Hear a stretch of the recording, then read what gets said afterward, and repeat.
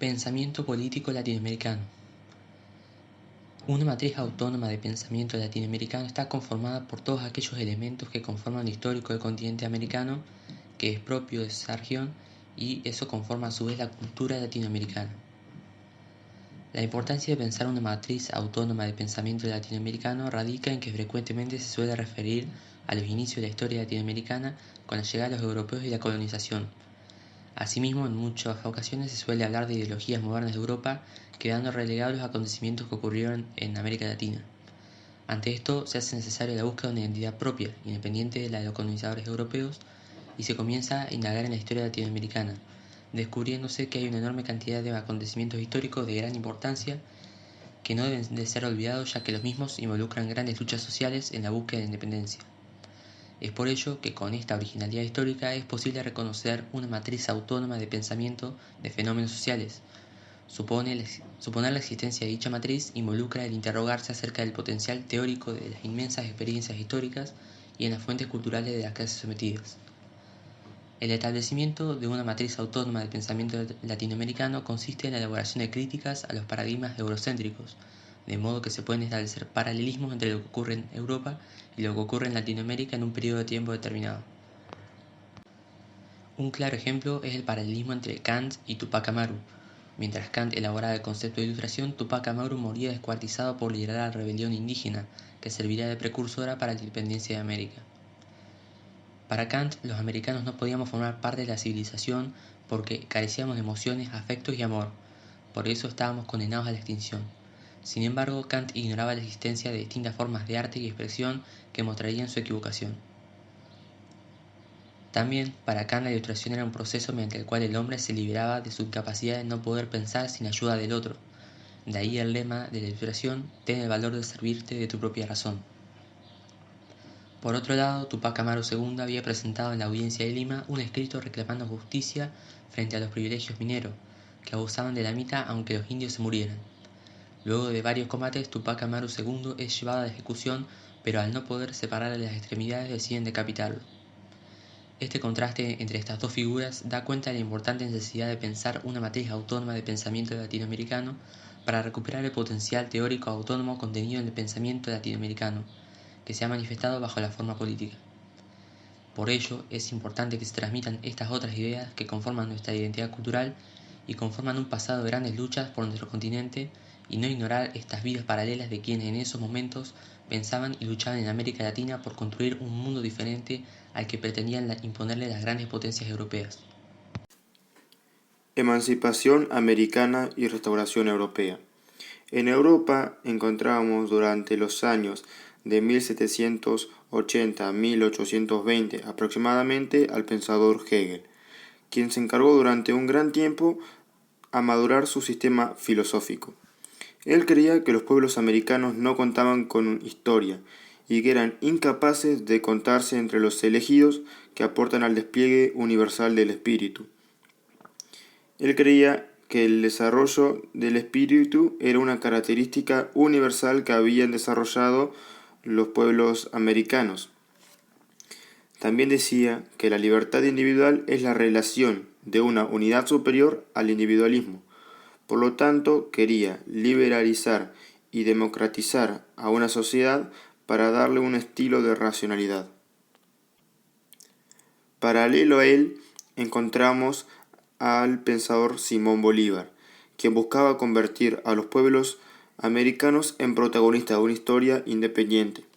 Por lo tanto, es uno de los principales que lidera la emancipación americana, creando así una matriz autónoma del pensamiento, resaltando la originalidad de las regiones, los valores y la base de una visión democrática, creando así sus objetivos, los cuales fueron construir una nación americana y reivindicar los patrimonios y culturas, con el objetivo principal de crear un reconocimiento por parte de Europa a América. La propuesta de Bolívar, Artigas, Hidalgo y Morelos van a conformar las primeras expresiones políticas esas otras ideas de América Latina, que hasta entonces alimentarán subterráneamente las rebeliones en las resistencias culturales. Así, entre 1810 y 1830 Mientras la visión en el mundo burgués europeo adquiría con Hegel la expresión más elevada que tal vez ella podía llegar a alcanzar, se diseñaban en estos territorios, ligados a una voluntad política nacional y popular, los ejes de un pensamiento que buscaban responder a las aspiraciones libertarias de otro sujeto social, cuestionando de la explotación y el dominio imperial.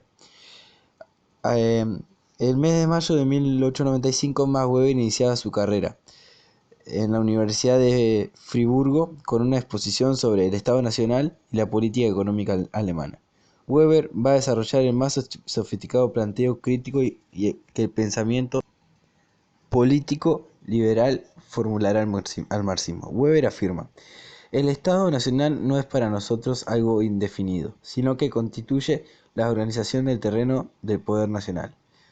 Poco más tarde, el núcleo de la conformación ideológica con el marxismo lleva a Weber a reemplazar este concepto de ciencia por una versión científica aséptica, drásticamente separada de las políticas y fundamentada en una concepción epistemológica que apunta a destructurar la idea de necesidad.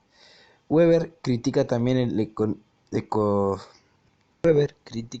economicismo de las corrientes liberales manchesterianas y va a desplegar un marco teórico alimentada por un vasto conocimiento histórico a partir de un sujeto individual. Cada uno de los núcleos teóricos esenciales del marxismo van a ser profundamente cuestionados por Weber.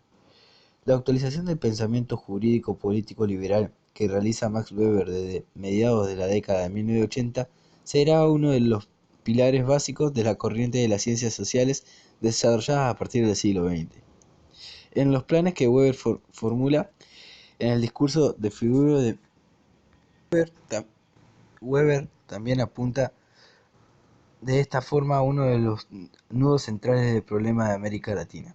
Plantea como una locura la posibilidad de que 350 millones de hombres extranjeros, sometidos y explotados por el dominio colonial, puedan expandirse a una libre consulta electoral acerca del deseo de construirse como Estado autónomo.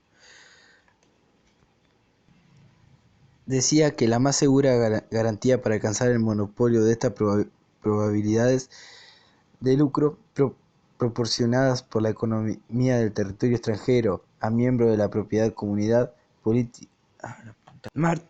Martí alternará la cárcel y el destierro desde sus 16 años, con una sólida formación en el derecho y en filosofía y letras. Tendrá una visión distinta de los problemas nacionales. Martí buscó la libertad verdadera, la de los pueblos soberanos y la de todos los hombres de estos pueblos, afirmando que solo tienen derecho de combatir por su libertad los que no oprimen la de otros. Un progreso no es excepcional. También despliega durante 2 décadas la línea más sustantiva de una vertiente nacional popular que aborda múltiples y complejos problemas desde una perspectiva integral, capaz de superar los espacios latinoamericanos y penetrar en los conflictos internos de las naciones centrales. De su vasta producción surgen lineamientos de comprensión y crítica acerca de la vigencia de las grandes civilizaciones precolombinas y también el exterminio de los indios en América del Norte.